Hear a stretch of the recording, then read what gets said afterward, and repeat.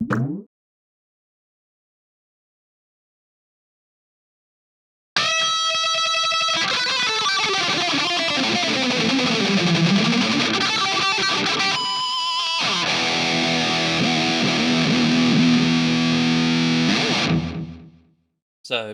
I like music. For some reason we got let back here. Oh, thank you very much, I love you too. Like, a lot.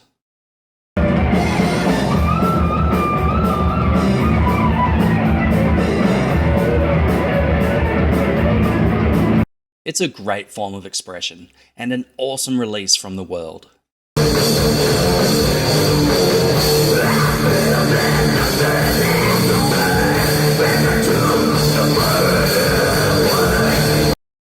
So, let's talk about music, sound, and how I work it into BouncyBoi. In a studio of, well, more than one person, you will likely be using some form of middleware for sound design. Applications like Fmod and Wwise, Wwise, I don't know. This will allow the sound designer to flesh out some super awesome dynamic soundscapes, immersive worlds with different footstep sounds for different materials, reverb zones, yada yada yada. But for me, I have a squishy slime ball who just bounces all about the place. I don't need anything nearly that fancy, but one thing I did adopt from this is the dynamic music aspects. So what I did was create this concept of a soundtrack, which will have multiple instruments. Each instrument can independently operate, allowing it to adjust its own volume and effects and so on. Initially, not all instruments will be playing at once. Rather, they are altered during gameplay by certain in-game events, such as activating a puzzle or landing on a certain tile. When these events are triggered, the soundtrack will fade the specific instrument in, blending perfectly in sync, and this is what it sounds like in the game.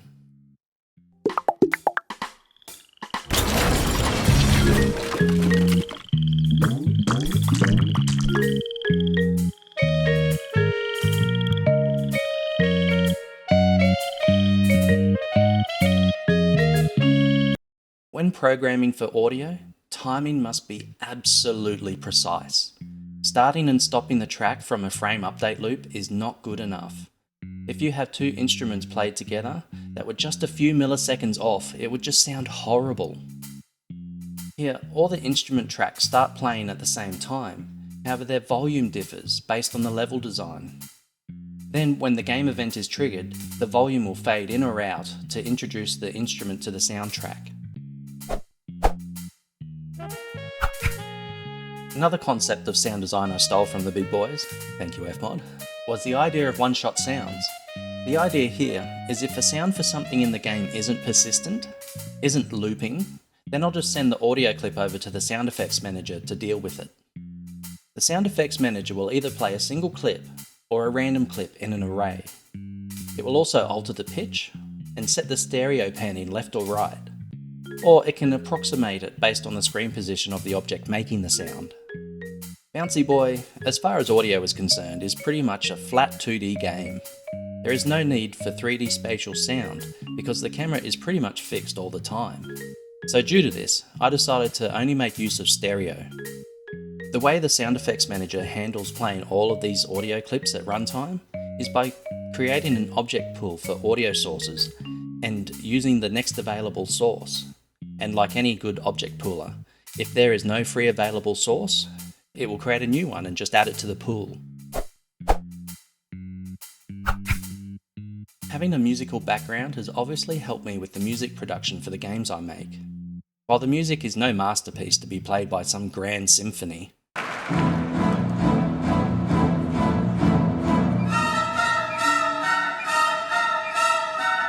it does the job. My weapon of choice is Cakewalk by BandLab. It's a free DAW, and in fact back in the day, it was one of the leaders in its field. It also wasn't cheap back then. I also use Reaper sometimes, but I tend to go back to Cakewalk just because it's prettier to look at.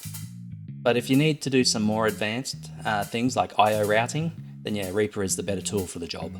This is my setup for making music, nothing too fancy. This MIDI interface I got off Facebook Marketplace for a good price. I wanted something like this in particular for the touchpads, which are super handy for tapping out drum beats. Because they are touch sensitive, you can get a varying velocity signals, which, when recording, gives a more realistic sound. I use a bunch of VSTs for both instruments and effects, but I won't go over them because honestly they change all the time depending on the requirements. But I have to say the built-in strings and piano from Cakewalk are so cool. So when making a new song, I'll just start with a bass line, add a drum track, and then just jam on it for a good while, just to come up with something groovy. Because BouncyBoi is a fun and family-friendly game, all of the music has jazz undertones, and is pretty darn fun, and I get carried away with it sometimes.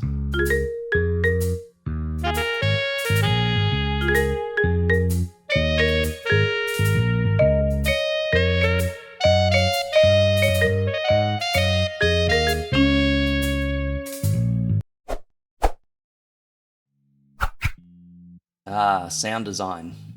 Until you start making sound effects yourself, you can never truly appreciate how talented sound designers are.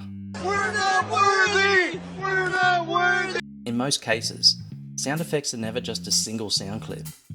They are normally composed of many different sounds, layered on top of each other and altered to achieve the final sound.